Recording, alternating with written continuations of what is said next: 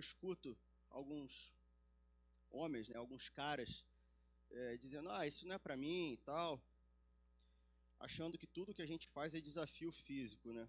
Nós tivemos 4 encontros esse ano, vamos ter o 5º encontro agora em novembro para agradecer pelo ano, apresentar o planejamento do ano seguinte, e vai ser uma celebração, tá? Não vai ter atividade física, vai ser uma celebração. Só que é interessante, porque tem gente que fala, esse negócio de caminhada, de acampamento não é para mim, prefiro leitura. A gente está tendo um grupo de estudo que acontece a cada 15 dias, estudando um livro sobre masculinidade cristã. Vem estar com a gente. Porque eu já ouvi um monte de gente falando, eu prefiro isso daqui. Vem estar com a gente, tem lugar pra caramba ainda nesse grupo de estudo. Vem estar com a gente. Quinta-feira a cada 15 dias. Um livro incrível, A Grande Aventura Masculina. Tem sido muito legal dividir a vida e o aprendizado com alguns homens. Tem outros que falam, eu preferia que tivesse mais momento de oração e tal. Toda terça-feira às 5 da manhã a gente se reúne para orar. Vem orar com a gente. Tem atividade para todos os gostos. Tá? Tem atividade para todos os gostos. Vem orar com a gente. Toda terça-feira às 5 da manhã. Agora há pouco estava conversando com o Michael ali. Essa semana a gente estava orando por uma situação que a resposta já veio. Vale a pena orar. Então vamos estar juntos. Vamos orar, homens. Eu tenho falado para esses caras que a gente não está ali por diversão. A gente está lutando por um legado. Que legado é esse? De sermos homens semelhantes a Jesus. E como que a gente vai fazer isso? Amando nossas famílias e servindo ao próximo. Então vamos lutar juntos. Ok? E por falar nisso, eu quero dividir com vocês um pouco da palavra nesse domingo de manhã. No último final de semana, a gente teve aí o Desafio do Legado 2023 e foi um tempo incrível, incrível. O Alberto estava aqui dando o relato dele, agora há pouco tinha uma foto ali, onde vocês devem ter percebido, 26 homens aceitaram esse desafio. 26 homens saíram da sua zona de conforto e enfrentaram a montanha. E eles foram testados ao extremo, fisicamente, emocionalmente, mas acima de tudo espiritualmente. Esses homens voltaram transformados. A gente foi para lá buscando transformação e restauração. E esses homens experimentaram isso. Nós fomos para lá lutar por nossas famílias. Nós fomos para lá lutar pelas famílias que nós já temos, alguns pelas famílias que vão construir. Foi um momento incrível em meio à natureza. E nós buscamos entender a nossa configuração original ali. Nós buscamos entender para que nós fomos criados. Nós fomos por restauração e por transformação. Tudo isso, logicamente, aconteceu em meio à natureza, num lugar lindíssimo. E com certeza, nem eu, nem nenhum desses caras que participou, a gente vai contar onde foi, tá? Isso aí não vai acontecer. Se você está curioso e você quer saber mais do que aconteceu lá, Legado 2024. Aguarda o ano que vem e vem com a gente, porque até o final de novembro a gente vai largar o planejamento com as datas todas do ano que vem. Você vai ter muito tempo para se planejar. Fica tranquilo e a gente vai receber você com muito amor, com muito carinho, né? Tudo que foi feito lá foi extremamente pedagógico. Senhores, vamos lá, hora de acordar, vamos dar uma caminhadinha, senhores, vamos fazer uma atividade, queiram ter a bondade, passem por aqui. É ou não é, Cris? Tudo com muito amor, né? Tudo com muito carinho. Enfim, por que eu estou falando disso, gente? Um fato muito interessante é que por nós estarmos em meio à natureza, nós tivemos muito contato com água. Água em rio, água em cachoeira, água da chuva, tá? Mas em todos esses momentos nós sabíamos o porquê que nós estávamos ali. E o fato de ter que se molhar para a gente não era algo que nos incomodasse naquele momento. A gente estava pensando em 1000 outras coisas que a gente não estava nem percebendo que estava se molhando. Tá? Tinha muita coisa para pensar no momento, então estou molhado, nem percebi que eu estou molhado. Mas eu fiquei pensando na relação que a fé cristã ou que a mística cristã tem com a água. Porque numa das vezes que nós fomos até aquele lugar, porque para vocês saberem, a gente não decidiu, vamos para o meio do mato. Não. Teve toda uma preparação prévia que levou algum tempo. Nós fomos algumas vezes para aquele lugar para reconhecer o terreno, para preparar a pista. O Alberto ele falou que ele é militar há mais de 20 anos, então se você tem dúvida, conversa com ele se ele se sentiu inseguro ali. A gente foi preparar a pista, rotas alternativas, uma série de coisas. E numa dessas vezes a gente encontrou uma nascente. Era um lugar que tinha um rio e desse rio se derivavam várias cachoeiras, mas é interessante que a gente encontrou uma nascente, e a nascente sai um filetinho de água, né? Pequenininho, e aquele filetinho ele vai virando um córregozinho, e quando vê virou um rio, quando vê daquele rio várias cachoeiras, mas ele sai um filetezinho de água, e aquilo ficou na minha cabeça, e eu fiquei pensando na relação da fé cristã com a água, da mística cristã com a água. Nós temos vários exemplos, tanto no Antigo quanto no Novo Testamento, que apontam para a água como um elemento de purificação ou como um recurso vital para saciar a nossa sede, para nos manter hidratados, para irrigar as nossas plantações, enfim. Mas nós também vemos a água como um elemento fundamental na relação de Jesus com a fé das pessoas, ok? Se, por exemplo, você olha para o texto de João 9, quando Jesus cura um cego de nascença, o cara era cego de nascença. Esse fato é extremamente interessante. Vocês lembram dessa história? O que Jesus fez?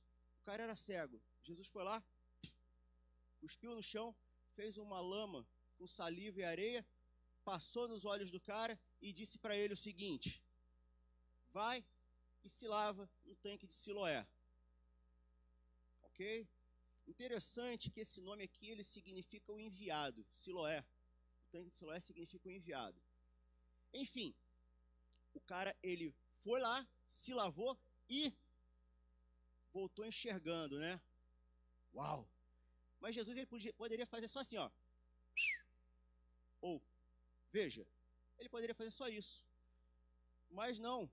Ele foi lá, cuspiu, fez a laminha, passou nos olhos do cara e falou: vai se lavar. E ele foi. Um outro ponto muito interessante, talvez um dos milagres mais emblemáticos da história cristã antes da ressurreição, é o texto narrado em Marcos 6, 45 a 51, Mateus 14, 22 a 33 e também em João, do 16 ao 21, quando Jesus ele anda sobre as águas. Esse texto é fascinante, porque quando ele anda sobre as águas, ele revela de uma forma muito clara para seus discípulos a sua natureza divina.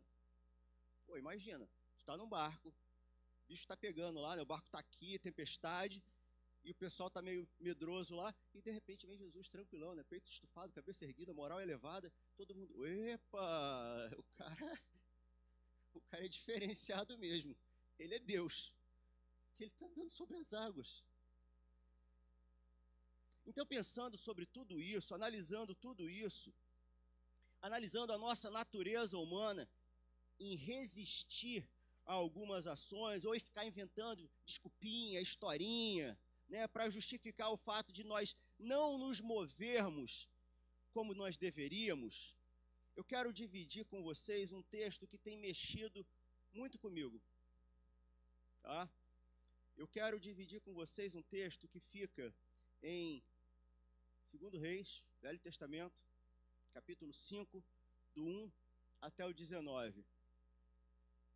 E isso não foi combinado com quem esteve no desafio do legado, mas eu te convido, se você trouxe tua Bíblia, ou se você tem ela no teu dispositivo móvel, abre esse texto aí, já deixa aberto, porque eu não vou ler ele todo agora, eu vou explicar sobre ele e depois a gente vai ler alguns versículos, tá? Esse é um texto muito, muito, muito interessante, segundo livro de Reis, 5, do 1 até o 19. Porque esse texto ele traz reações de Naamã, que podem representar muitas coisas que nós já vivemos ou ainda que nós estamos vivendo, tá? E aí, se você não sabe, eu fiquei muito curioso, porque a gente dividiu numa das prédicas sobre esse texto, e era impressionante o número de gente crente que não conhecia essa história. Então eu te convido, leia a Bíblia, de vez em quando faz bem, leia a Bíblia. Leia a Bíblia. Naamã, quem era esse cara? Ele era um general, ele era um comandante do exército sírio. Ele era o cara do exército sírio. Logo, alguém cheio de status, cheio de prestígio, mas ele descobre a lepra, ok? Ele era um cara do alto escalão. E aí, de repente, ele descobre a lepra. E você deve se lembrar que nesse contexto, nessa realidade bíblica, a lepra era uma doença que separava as pessoas da sociedade, né? E aí tem um detalhe muito interessante, porque as tropas sírias, elas tinham atacado Israel, e como era de costume, algumas pessoas eram levadas escravas quando acontecia algum ataque como esse. Uma menina israelita, ela foi levada escrava e ela começa a servir a mulher de Naamã. Naamã já estava lá leproso, até que um dia essa menina, uma escrava, uma menina, trabalhando para a mulher do general, do comandante do exército sírio, ela deve ter chegado assim meio encabulada, né, pedido ali para falar um negocinho, e ela diz: olha, eu gostaria que o Senhor fosse falar com o profeta que mora lá na Samaria, que ele pode curar sua lepra. Imagina ela chegando toda encabulada ali, né, falar com o general. E ela era uma escrava, uma menina, uma sociedade onde a mulher era pária da sociedade, e ela ainda por cima era escrava. Ô meu senhor, olha só, quem sabe, o senhor vai até Samaria, fala com o profeta que mora lá, ele pode te curar. Ele era um general, ele era um comandante, alguém cheio de status. Naturalmente, alguém assim costuma escutar pessoas consideradas inferiores? Naturalmente, alguém assim costuma escutar escravos, serviçais ou empregados? É alguém que aponta e diz o que os outros têm que fazer. E eu fico pensando o quanto a lepra, ela já não tinha mexido, ela já não incomodava a ponto de Naamã descer do seu pedestal e escutar aquela menina que era uma escrava. O quanto ele já não tinha sofrido com aquela lepra, para ele abrir mão da posição de general e ouvir uma escrava. E aí, ele ouve a escrava e em seguida o que ele faz? Ele vai até o rei, porque um general não recebe ordem de ninguém a não ser do seu rei. Ele vai até o rei e ele conta tudo que ele escutou daquela menina. E o rei fala para ele: pô, beleza então, Naamã, faz o seguinte, ó, vai lá. Eu vou fazer uma carta de recomendação aqui para você e você vai lá e entrega para o rei de Israel. Entendeu? Ele vai te ver, você é general, com uma carta minha, tranquilão, tá resolvido o teu problema, vai para lá. E aí Naamã, ele sai da terra dele, ele vai até Israel, ele chega em Israel e entrega aquela carta para o rei. Quando o rei pega aquela carta, o que a carta dizia? Estou te enviando meu oficial Naamã para que o cure da lepra. E aí vocês acham que o negócio funcionou assim? Nessa hora, irmão, o caldo começou a entornar. É nessa hora que o bicho começou a pegar para o lado dele. Porque o rei de Israel olhou aquela carta e falou: não, vocês estão achando o quê? Estão achando que eu sou Deus para dar a vida e para tirar a vida? Por que vocês me enviaram esse cara aqui para curar a lepra dele? Vocês estão querendo testar minha paciência, é isso? Vocês querem arrumar uma confusão comigo? Some daqui. Estão querendo testar minha paciência, né? Só pode. Mas, no meio disso tudo, o profeta Eliseu fica sabendo dessa história. E aí o profeta Eliseu, ele manda um recado para o rei. Ô rei, por que o senhor está tão preocupado? O senhor rasgou suas vestes aí. Manda esse homem falar comigo. Manda ele falar comigo para saber que existe profeta em Israel. E aí Naamã, ele vai até a casa do profeta, tá? E ele deve ter ido lá cheio de expectativa, né? Porque, bom, já que o rei não quis me receber, eu vou até lá. Porque esse profeta, sabendo quem eu sou, sabendo que eu sou general, ele vai vir até mim, porque afinal, não é todo dia que alguém como ele consegue falar com alguém como eu. Então ele vai vir, né? De repente ele vai lá, posta uma selfie com a gente, posta nas redes sociais dele. Hoje deu uma moral pro general da Síria aqui.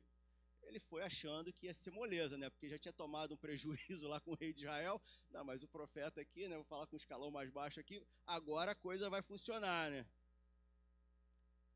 E aí quando ele chega na casa de Eliseu, tu acha que Eliseu saiu? Errou! Claro, Eliseu não deu nem bola para ele. Eliseu nem na porta apareceu. Eliseu mandou um mensageiro, um empregado, talvez um aprendiz, para dar um recado para Naamã. E aí o mensageiro vai lá e fala para ele: ô, seu Naamã, olha só, o profeta mandou um recado aqui para o senhor faz o seguinte, o senhor vai até o Rio Jordão, tá? Mergulha lá 7 vezes, e assim o senhor vai ficar completamente curado, tá bom? Vai lá, passa bem, tenha um bom dia. E saiu. Meu irmão, imagina o ego desse cara. O rei não deu moral para ele. O profeta manda um mensageiro. Ele era um general. E aí? Faz o que agora? O que ele faz? Nessa hora ele ficou completamente revoltado. E aí ele começou a esbravejar, como a gente dizia lá no Rio, talvez essas pessoas sejam comum para alguns, eles são de cuspir marimbondo, brabo pra caramba. E ele saiu reclamando: eu pensava que no mínimo esse cara ia vir aqui, ele ia vir falar comigo, ele ia ficar em pé aqui na minha frente, ele ia fazer uma oração daquelas poderosas, levantar a mão, bater o pezinho lá e passar a mão onde tem a lepra. Nem isso esse cara fez, nada. E ele saiu reclamando, resmungando: mas será que os rios, Abana, o rio Farfar lá de Damasco, não são muito melhor que esse riozinho Mequetrefe aqui dos judeus? Será que se eu mergulhasse lá eu não ia ficar curado? Era só o que me faltava, eu vou embora daqui. E aí de novo o que acontece? O ego dele mais uma vez é amassado, é torcido, é quebrado, é rasgado. Porque os seus empregados que estavam com ele chegam para ele e falam: meu comandante, calma. Será que se o profeta ele tivesse te pedido uma coisa complexa, uma coisa difícil, será que o senhor não faria para ficar curado? Ele só te pediu para mergulhar, é só entrar no rio, se lavar. A gente já está aqui. Vamos lá. Mergulha, faz isso. É só isso que tem que fazer, a gente já está aqui. E aí nesse momento, o versículo 14, eu quero dividir com vocês. 2 Reis 5, versículo 14. Vai aparecer no telão, mas você pode acompanhar pela sua Bíblia, pelo seu dispositivo. Que ele vai nos dizer o seguinte: então Naamã desceu até o rio Jordão e mergulhou 7 vezes, como Eliseu tinha dito, e ficou completamente curado. A sua carne ficou firme e sadia como a carne de uma criança. Eu gosto dessa tradução da NTLH por causa desse final, que diz que a sua carne ficou firme e sadia, como a de uma criança. Novo. Fizeram um recall nele, né? Mudaram tudo ali, né? Chamaram o cara pro Fimeia, né, França? Arrumaram ali, lembrei dessa, assim. Muitas coisas, elas aconteceram com Naamã até ele chegar a esse ponto. O seu ego, o seu ímpeto, o seu estado mental natural, eles foram completamente quebrados, porque ele percebeu que ele não tinha poder nenhum, que ele não tinha controle nenhum para mudar aquela situação, ele só via a coisa piorando para o lado dele. E eu tenho pensado quanto nós somos parecidos com Naamã em algumas situações que nós vivemos, achando que nós sabemos tudo, vivendo de um passado que simplesmente não existe mais, afinal é passado, né? E aí toda vez que alguém chama a gente para alguma coisa que vai mexer com a nossa convicção, que vai mexer com a zona de conforto que a gente tem lá, a gente solta aquelas frasezinhas do tipo: porque no meu tempo era diferente, quando eu fazia tal coisa, eu é que sei. Só que você não vive mais aquilo, porque aquilo já foi. Quando nós somos confrontados a perder o holofote que alimenta o nosso ego, nós ficamos criando desculpinhas para justificar a nossa fuga. E aí nós voltamos para onde? Para o limbo da não mudança. De continuar vivendo o mesmo sofrimento que eu já vivia, mas dói sair daqui, eu não quero sair daqui. Está doendo, mas vai doer mais para sair daqui. Só que Naamã, ele teve que agir. Ele teve que sair da terra dele. Ele teve que dar ouvidos para pessoas que talvez ele considerasse não saber tanto quanto ele sabia. Ele teve que ser contrariado. Ele teve que aceitar que ele não estava no controle, que ele não tinha controle de nada. Então, diante disso, eu quero dividir o texto com vocês. E esse texto, ele mostra para mim 7 pontos que eu quero dividir, tá? Talvez nós possamos vincular esses 7 pontos a cada um dos 7 mergulhos, mas isso não é uma questão assim, olha, é um estudo exegético. Não. É um apontamento que eu estou fazendo. São 7 pontos que eu percebi e talvez eu pudesse vincular cada um desses pontos com cada um dos 7 mergulhos que ele deu. E eu te convido a pensar sobre isso. O primeiro mergulho poderia ser chamado de mergulho da renúncia. Versículo 1 do capítulo 5 diz o seguinte: Naamã, comandante do exército do rei da Síria, era muito respeitado e honrado pelo seu senhor, pois por meio dele o Senhor dera a vitória à Síria. Mas esse grande guerreiro ficou leproso. Beleza, quem era Naamã? Comandante muito respeitado, mas que ficou leproso. É isso. Resume isso daí. Era um comandante, um general muito respeitado e ficou leproso. Pronto, a casa dele caiu. A vida de Naamã devia ser uma vida extremamente ocupada, né? Cheia de cerimônias, cheia de compromissos sociais. Possivelmente ele era muito respeitado por onde ele fosse, ele era reconhecido por suas vitórias, o texto começa falando sobre isso. Mas no fundo, debaixo daquele luxo, debaixo daquela ostentação social, haviam feridas extremamente dolorosas, haviam dores profundas. E aí eu fico pensando, quando ele resolve entrar na água. Para entrar na água, gente, Naamã ele teve que assumir a sua condição de miséria, a sua condição de enfermidade. Para entrar na água, ele teve que abrir mão da sua pose para expor a sua necessidade. Foi muito interessante o tempo que a gente viveu na montanha com os homens, porque eles foram desafiados fisicamente muito. E ali, tipo, para os mais antigos, os caras iam achar que iam virar o Rambo, o Braddock, alguma coisa assim. Para os mais novos, os caras iam achar que iam virar o Bear Grylls, o Jack Stafford, enfim. Só que era muito interessante que depois de cada desafio, quando tinha uma prédica, aqueles caras brabão lá, ninguém começava a chorar e se entregar e se render. Por quê? Reconheciam a sua limitação, suas fraquezas, suas vulnerabilidades e dividiam as cargas uns com os outros. E Naamã, ele teve que assumir a sua condição de miséria, de enfermidade, ele teve que se expor. Muitas vezes a gente tem vivido como Naamã, demonstrando um bem-estar exterior, mas cheio de ferida e de angústia por dentro. Com o interior doendo, sofrendo, fedendo a podre. E aí eu digo para você que para a gente conseguir experimentar a cura, primeiro nós precisamos aprender a renunciar à aparência que a gente vive, a mostrar a nossa verdadeira condição, nossa verdadeira carência, a mostrar a nossa limitação. Porque é impossível que a gente tenha controle de tudo, né?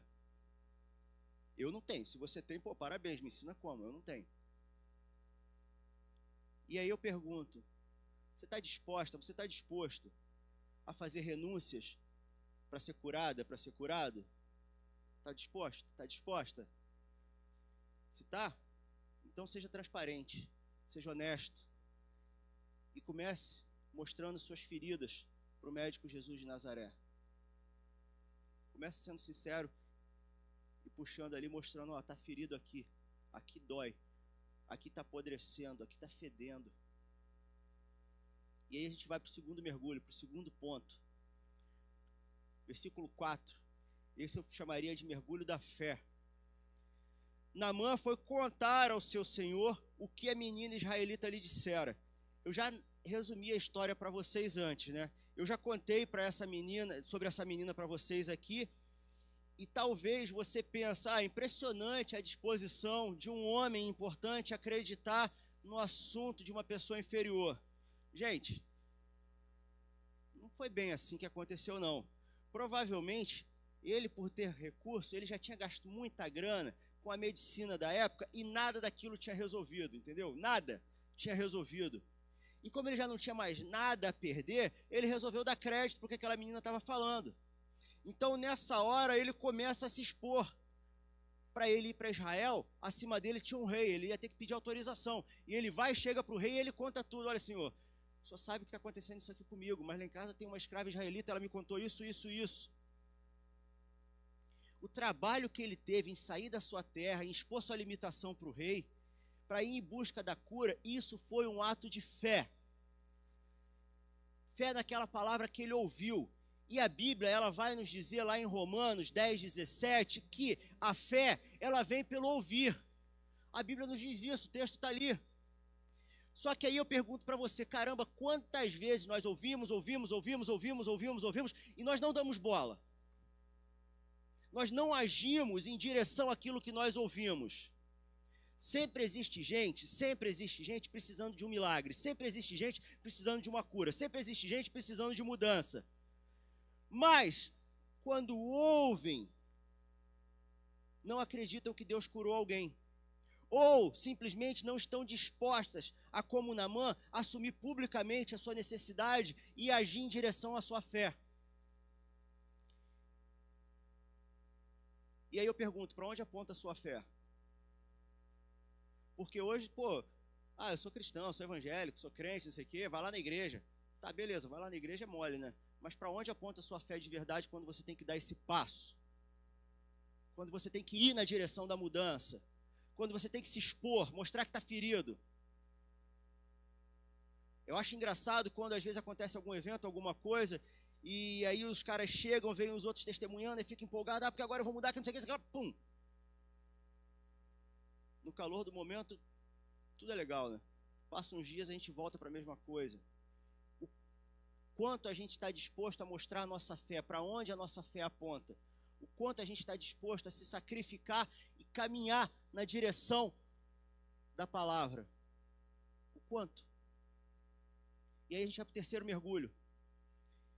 Terceiro mergulho, eu chamarei de mergulho da dedicação. Versículo 5 diz o seguinte: Naamã partiu levando consigo 350 quilos de prata, 72 quilos de ouro e 10 mudas de roupa fina. Gente, ele já devia ter gasto muito dinheiro, já devia ter gasto uma grana absurda, sem ter tido nenhum resultado. Nenhum. E agora ele seguia disposto a entregar ainda mais para obter a cura. A gente vai sair um pouco do que eu estava falando, porque aqui, eu vou dizer, tem muitas representações da religião evangélica que elas vão te dizer que se você quer receber alguma coisa, você tem que dar mais. Estou mentindo? Talvez você já tenha visto isso, ouvido sobre isso, ou talvez você já tenha vivido essa realidade. Para você receber mais, você tem que dar mais. Tem que fazer a campanha, tem que fazer o propósito, tem que dar. Dá uma oferta maior, dá teu carro, dá tua joia, dá tua chave da tua casa, dá. Mas o que Jesus de Nazaré nos ensina não é isso. O texto de Mateus 10, de 7 a 9, o que Jesus de Nazaré vem nos ensinando é o seguinte: por onde forem, preguem esta mensagem, o reino dos céus está próximo.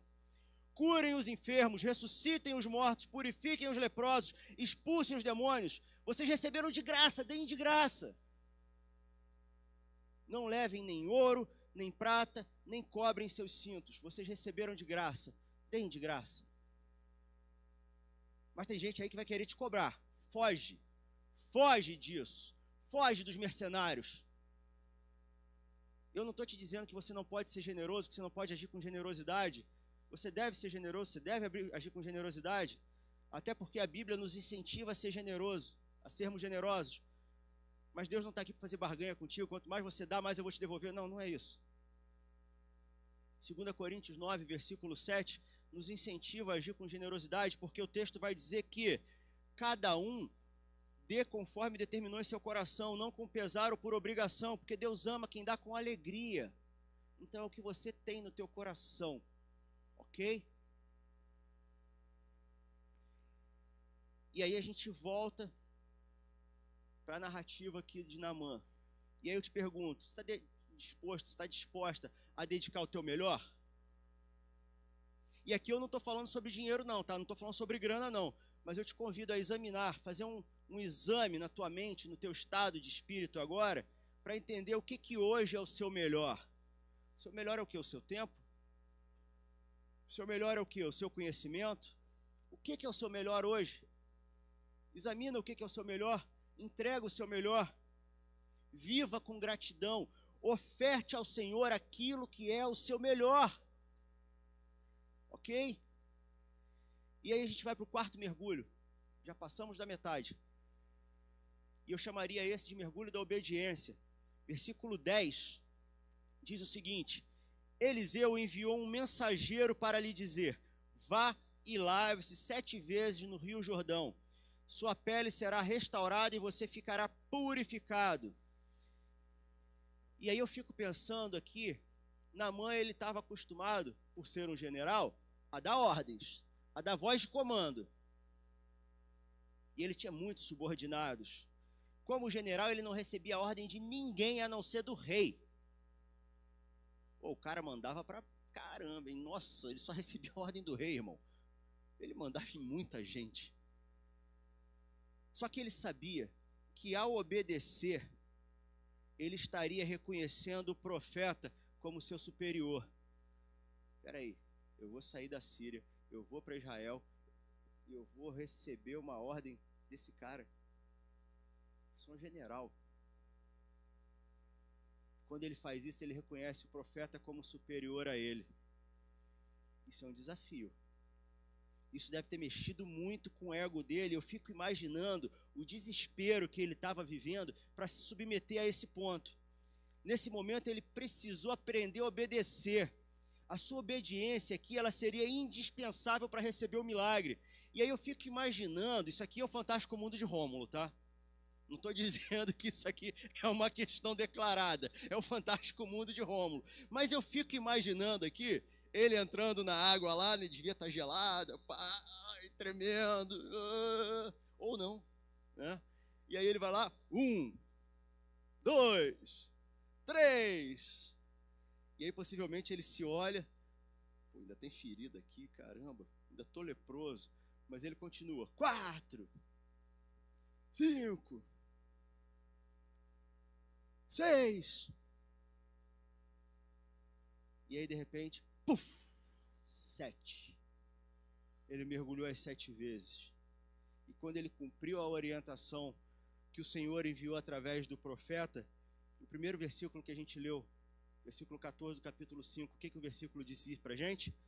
Mergulhou 7 vezes, como Eliseu tinha dito, e ficou completamente curado. Sua carne ficou firme e sadia, como a de uma criança. Ele teve que obedecer. Ele teve que mergulhar todas aquelas 7 vezes. Ele foi contrariado, ele fez esforço, mas ele obedeceu. Ele aceitou obedecer. E a gente, ser humano é um bicho esquisito, né? A gente tem uma mania de sempre querer entender o porquê para depois obedecer, né? Ah, mas por que eu tenho que fazer isso? A gente não escolhe obedecer naturalmente primeiro, né? A gente quer entender o porquê que eu tenho que fazer, né?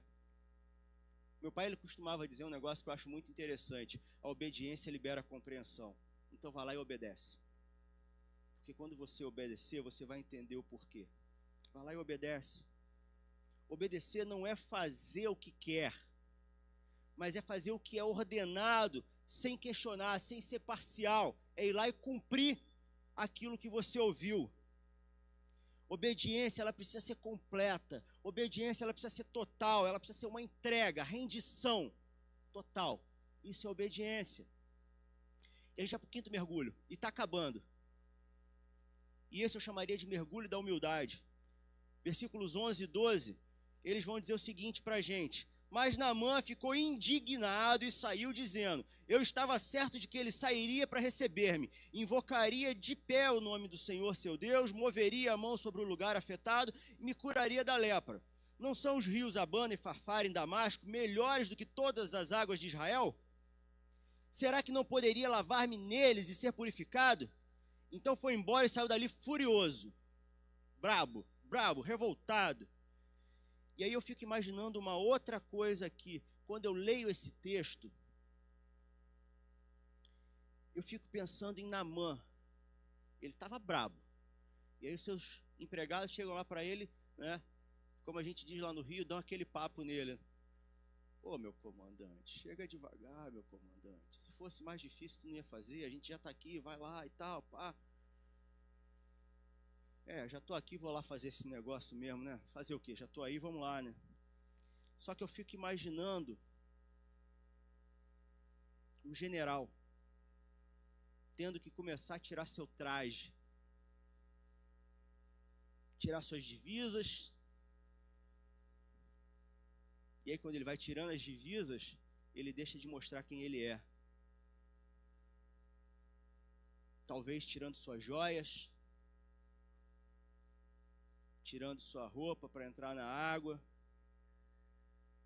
E eu fico pensando que talvez nessa hora ele já não tivesse coragem nenhuma mais de encarar as pessoas que estavam observando ele entrar na água. Porque ali ele mostra todas as suas feridas. Ali ele mostra sua carne podre. Ali ele mostra sua vulnerabilidade. Ali ele mostra sua lepra. Mas ele teve que abrir mão. E ele aprendeu que nada daquilo resolvia a sua maior necessidade. Suas divisas, suas roupas, suas joias, seu status, nada. Então ele vai abrindo mão. Ele vai tirando tudo. E ele vai reconhecendo sua carência. E ele vai se igualando com outras pessoas que ele considerava inferiores a ele. Várias situações nos nossos cotidianos, nas nossas vidas, elas servem para nos ensinar a sermos pessoas mais humildes. Problemas diários, dificuldades, trabalho, família, relacionamentos difíceis, tudo isso podem agir como ferramentas muito interessantes para quebrar o nosso orgulho, para quebrar o nosso ego, para baixar a nossa altivez ali, né? E aí eu te digo uma coisa, se você quiser você pode anotar isso daí, tá? Mas onde existe arrogância, não existe espaço para o milagre de Deus. Não existe. Onde existe o eu é que sei, no meu tempo, né? Onde existe arrogância, não existe espaço para o milagre de Deus. Enquanto ele não tirou as divisas, as joias, as fardas, as roupas, enquanto ele não mostrou a vulnerabilidade, na arrogância não tem espaço para os milagres de Deus. Não tem.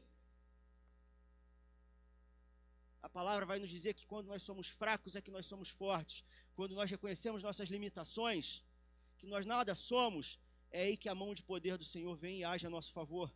Mas eu preciso reconhecer que eu não sou nada, que eu não tenho poder, que eu não tenho controle. Eu preciso reconhecer. E a gente vai para o 6º mergulho, e a gente está finalizando, só falta um.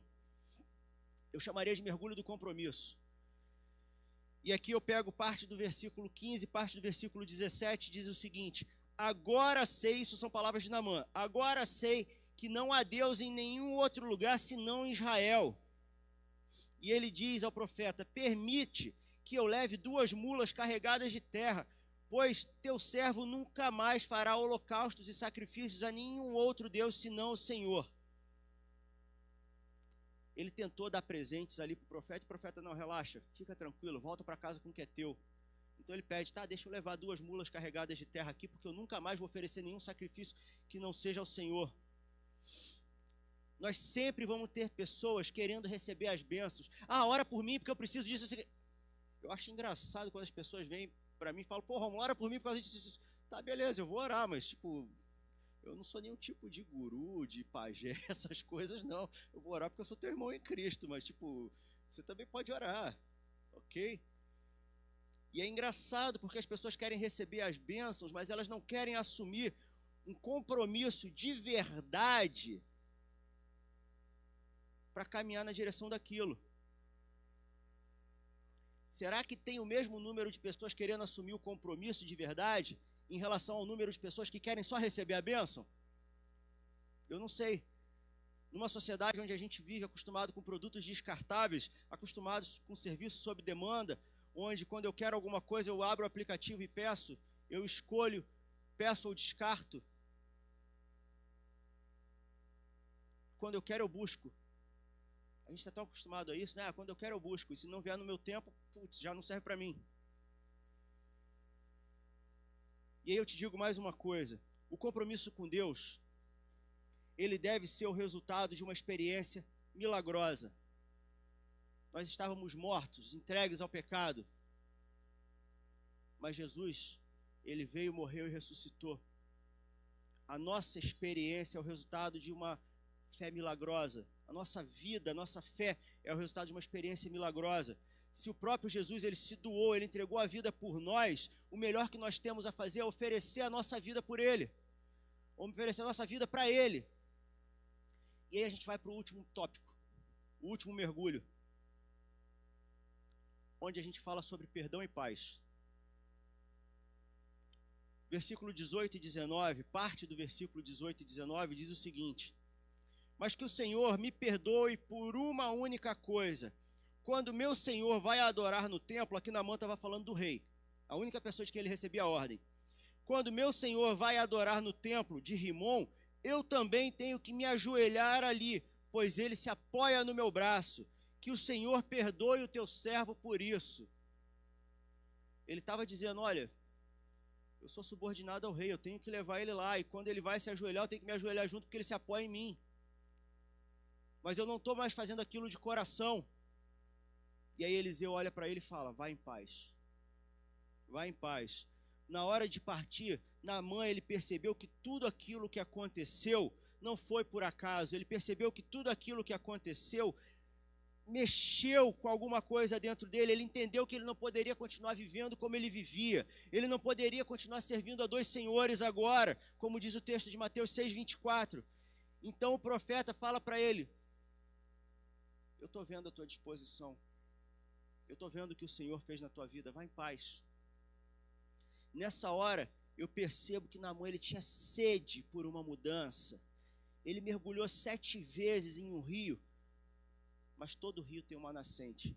Vocês lembram quando eu comecei falando sobre o nosso acampamento na semana passada, que em uma das vezes que a gente foi lá para preparar, a gente achou uma nascente, e era um filetezinho de água, e aquele filetezinho de água ele vai se tornando um riachinho, e vira um rio, e virou cachoeiras. Todo rio tem uma nascente. Isso me faz lembrar do diálogo de Jesus com a mulher samaritana, onde no texto de João 4, 13 e 14, Jesus diz o seguinte para ela: quem beber dessa água terá sede outra vez, mas quem beber da água que eu lhe der, nunca mais terá sede. Pelo contrário, a água que eu lhe der se tornará nele uma fonte de água a jorrar para a vida eterna. Para a vida eterna. E aí, eu quero te perguntar, qual sede você precisa saciar hoje? O que está secando a tua garganta hoje? O que você está buscando em outras coisas e não consegue matar essa sede? Ou qual impureza você precisa lavar hoje? Qual ferida está consumindo a tua carne? Qual ferida está consumindo o teu espírito? Onde que você precisa de cura hoje? O Jesus que vem do céu e traz o céu aos nossos corações, ele é a fonte de água viva que está jorrando hoje para você, por você. A gente vai cantar uma canção. Enquanto a gente canta essa canção, eu te convido a examinar dentro de você qual é a sede que hoje está secando a tua garganta. Qual é a sede que hoje está doendo aqui já, de tão seco, e você não consegue nem falar mais? Qual é a dor que está na tua carne? Qual é a dor que está no teu peito? Qual é a dor que está no teu espírito? Qual é aquele pecadinho de estimação que você fica lá, eu não vou mais fazer, mas faz carinho nele, acende luzinha para ele, e aí quando vai lá e mete a mão, eu me arrependo. O que você precisa de cura? Enquanto a gente canta essa canção, reflete sobre isso.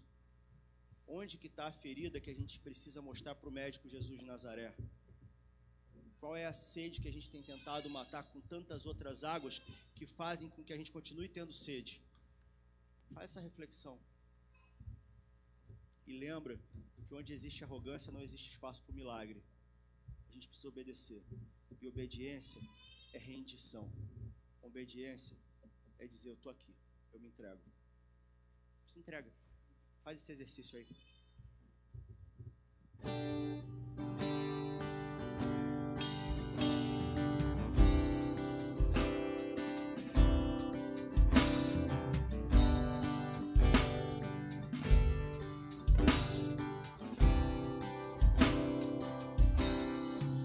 Todos que têm sede,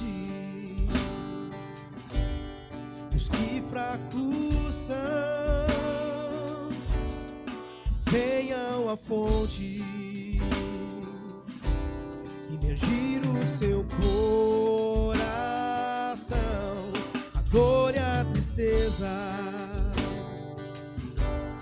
lavadas serão nas ondas do amor de Deus, profundas no coração,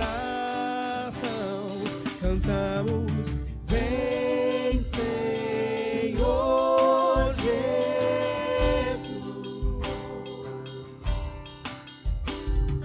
vem, Senhor Jesus,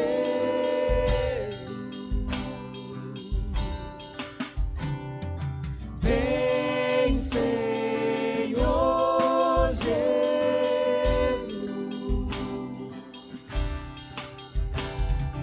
vem, Senhor Jesus. Todos que têm sede e os que fracos são, venham à fonte, imergir o seu coração, a dor e a tristeza lavadas serão nas ondas do amor de Deus, profundas no coração, cantamos: vem, Senhor Jesus,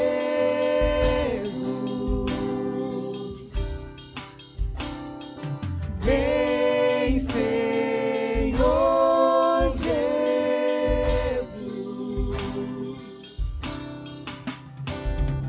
vem, Senhor Jesus,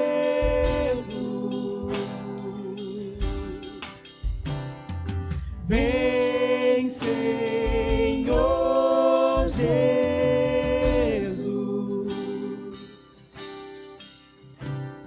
Santo Espírito, vem.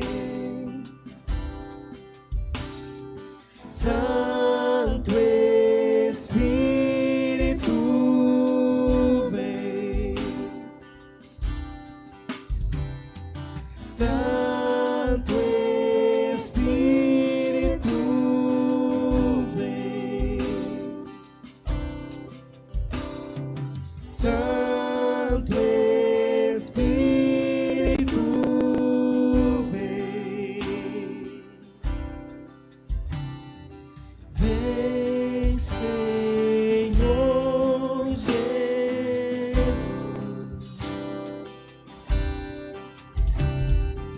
vem, Senhor Jesus.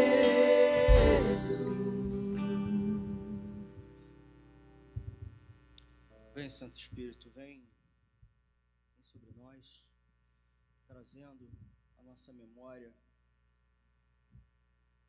o que precisa ser curado, trazendo à nossa memória o que precisa ser entregue, o que precisa ser rendido.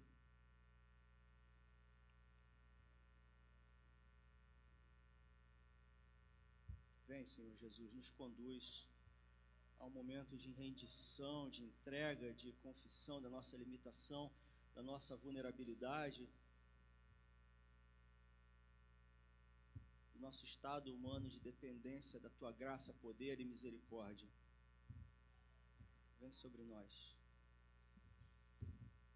Vem sobre nós. Manifesta o Teu reino sobre nós. Manifesta o Teu reino entre nós. Nos lava, nos cura, nos purifica, Senhor. Vem sobre nós. Vem sobre nós nessa manhã, Senhor. Vem sobre nós. Eu quero te convidar, se fez sentido para você, se você percebeu que ainda tem feridas que doem,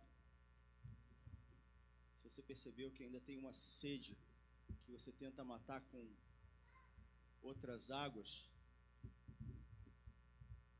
quero te convidar a vir até aqui para a gente poder orar junto.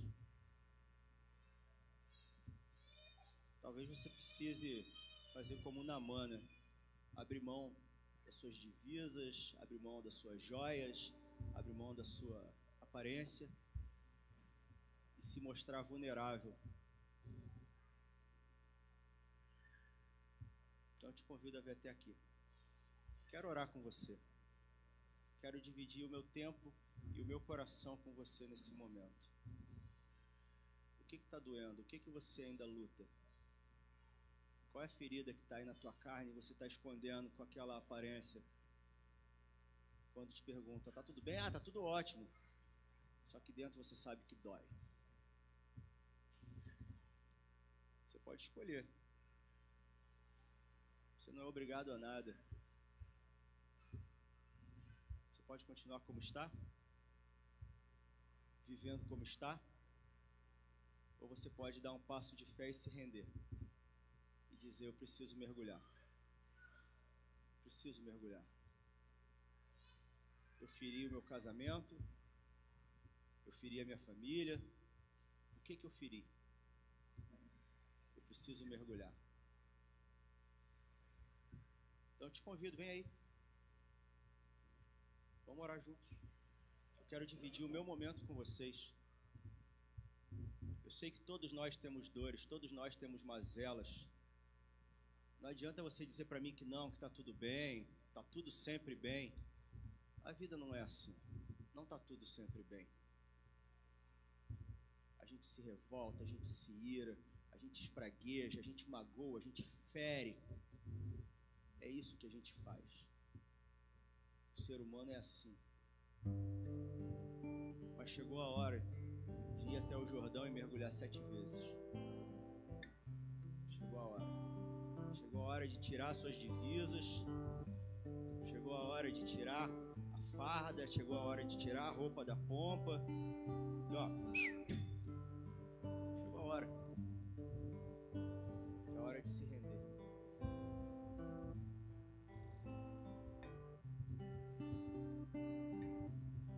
Enquanto você continuar vivendo esse ímpeto, não existe espaço para o milagre onde tem arrogância.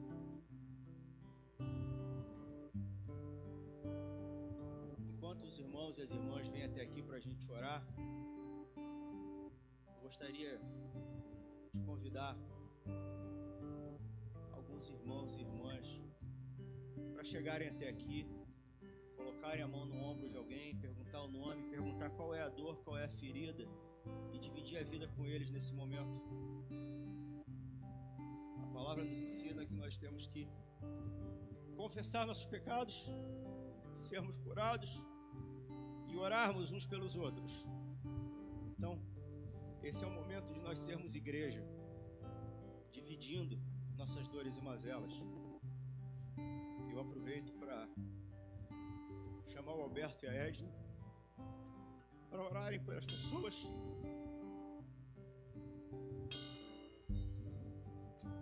Quero chamar a Camila aqui também.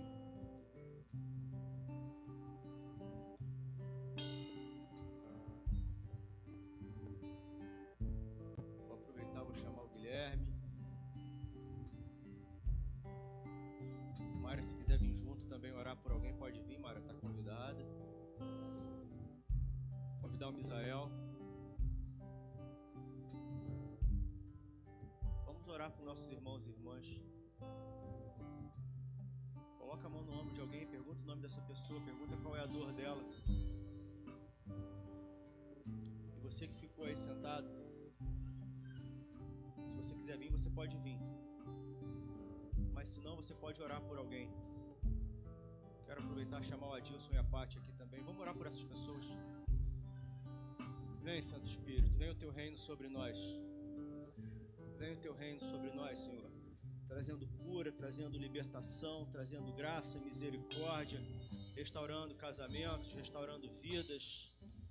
Vem o teu reino, Senhor, vem o teu reino. Vem, Santo Espírito. Nós não sabemos orar como deveríamos, nós não sabemos falar como deveríamos, nós dependemos do Senhor. Vem sobre nós. Vamos orar por essas pessoas.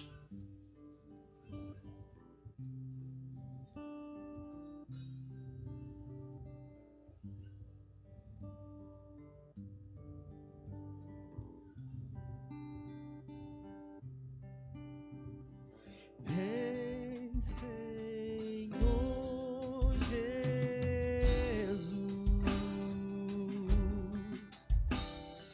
vem, Senhor Jesus,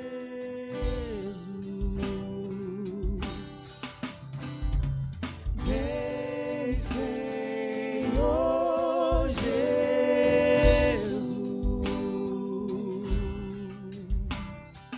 vem, Senhor Jesus,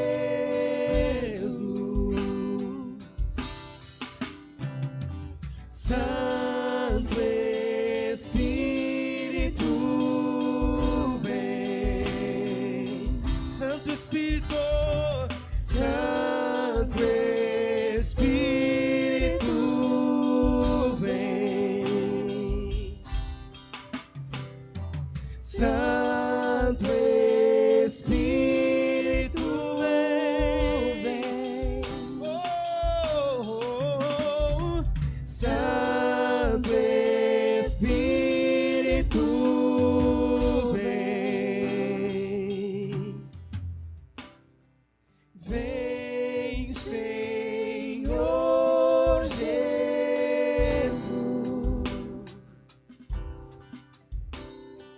vem, Senhor Jesus,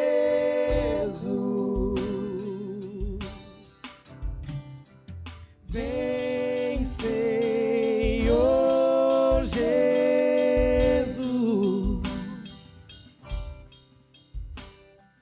vem, Senhor Jesus, a dor e a tristeza lavadas serão nas ondas do amor de Deus, profundas no coração, a dor e a tristeza lavadas serão nas ondas do amor de Deus, profundas do coração. Cantamos, vem, Senhor Jesus, vem, Senhor Jesus, vem, Senhor Jesus,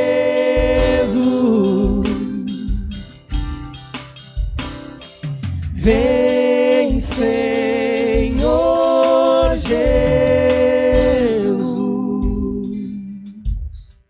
Amém, Senhor. Muito obrigado, Senhor, pelo Teu Espírito Santo. Muito obrigado pelo Teu amor, Pai. Nós te agradecemos por tudo, Pai. Amém. Vamos encerrar com júbilo, com festa. Pode se colocar de pé?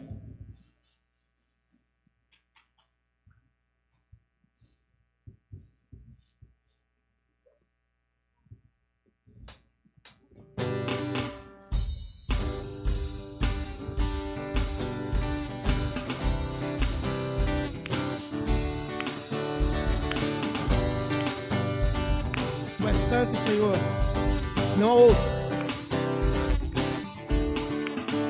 Tu és santo, poderoso,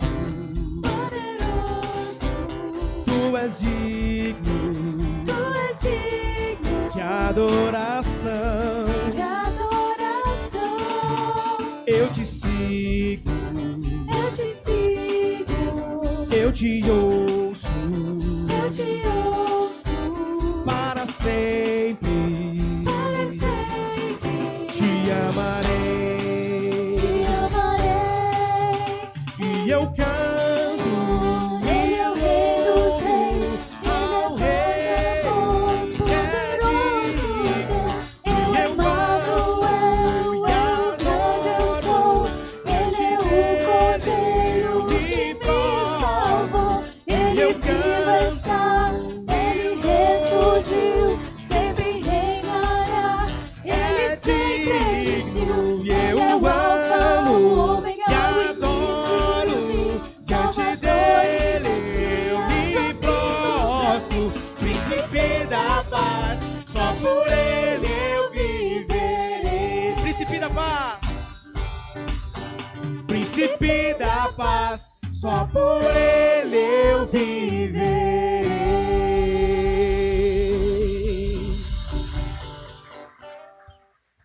Amém.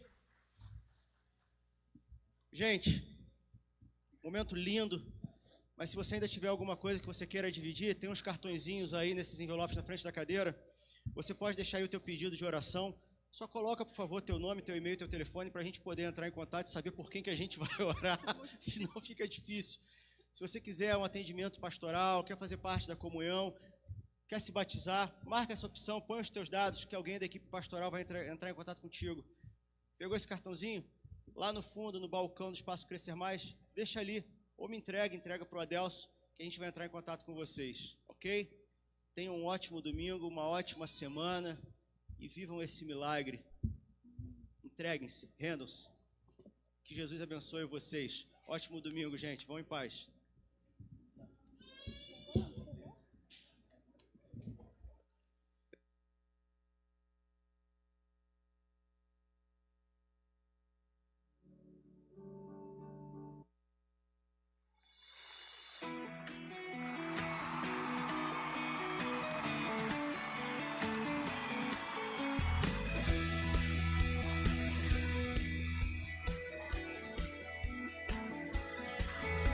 Senhor, tu és bom, tua misericórdia é pra sempre.